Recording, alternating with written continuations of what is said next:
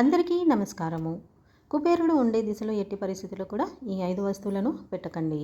వాస్తుశాస్త్రం ప్రకారం ఇంటిని నిర్మించుకోవడం వలన సానుకూల శక్తి వ్యాపిస్తుంది. ప్రతికూల శక్తి తొలగిపోయి సంతోషంగా ఉండొచ్చు.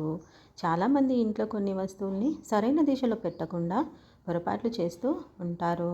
సమస్య లేకుండా సంతోషంగా ఉండాలంటే కొన్నింటిని పాటించడం మంచిది. ముఖ్యంగా ఈ పొరపాటు చేయకుండా ఉండటం మంచిది.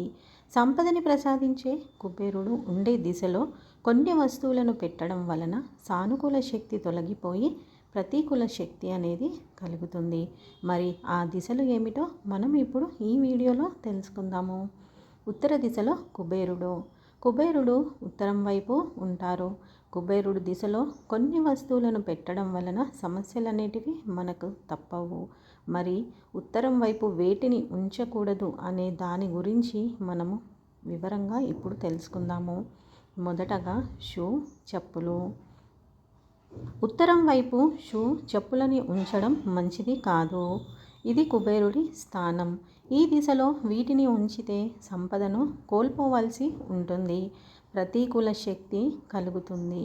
కనుక ఉత్తరం దిశలో మనము చెప్పులు అనేటివి ఎట్టి పరిస్థితుల్లో కూడా పెట్టకూడదు. అలాగే టాయిలెట్లు. ఉత్తరం వైపు బాత్రూమ్ లేదా టాయిలెట్లు ఉంచకూడదు. అలా ఉన్నట్లయితే ఆర్థిక ఇబ్బందులు తప్పవు.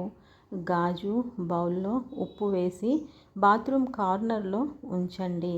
ప్రతి వారం ఉప్పును మారుస్తూ ఉండండి. ఇలా చేస్తే వాస్తు దోషాలు తొలగిపోతాయి. అదేవిధంగా బరువైన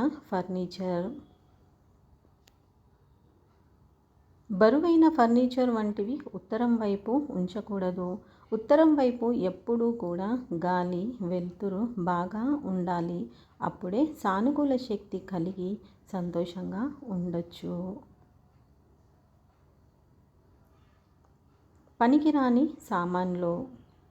ఎట్టి పరిస్థితుల్లో కూడా ఉత్తరం వైపున చాలామంది ఇంట్లో పాడైపోయినవి పనికిరానివి ఇంట్లో ఉంచుతుంటారు. ఉత్తరం వైపు వీటిని పెట్టకూడదు. అలా చేస్తే వాస్తు దోషాలు కలుగుతాయి. ఇబ్బందుల్లో పడాల్సి ఉంటుంది. చెత్త బుట్ట. చెత్తబుట్ట వంటివి కూడా ఉత్తరం వైపు పెట్టకూడదు. ఉత్తరం వైపు వీటిని ఉంచితే సానుకూల శక్తి తొలగిపోతుంది. ఆర్థిక ఇబ్బందులు కూడా కలుగుతాయి. సంతోషం కూడా పోతుంది. కనుక ఎట్టి పరిస్థితుల్లో కూడా కుబేరుడు ఉండే ఈ 5 చోట్ల ఇలాంటి వస్తువులను పెట్టకండి. ఈ వీడియో కనుక మీకు నచ్చినట్లయితే లైక్, షేర్ అండ్ సబ్స్క్రైబ్ చేసుకోండి. మరొక మంచి వీడియోతో మళ్ళీ కలుద్దాము. శ్రీమాత్రే నమః.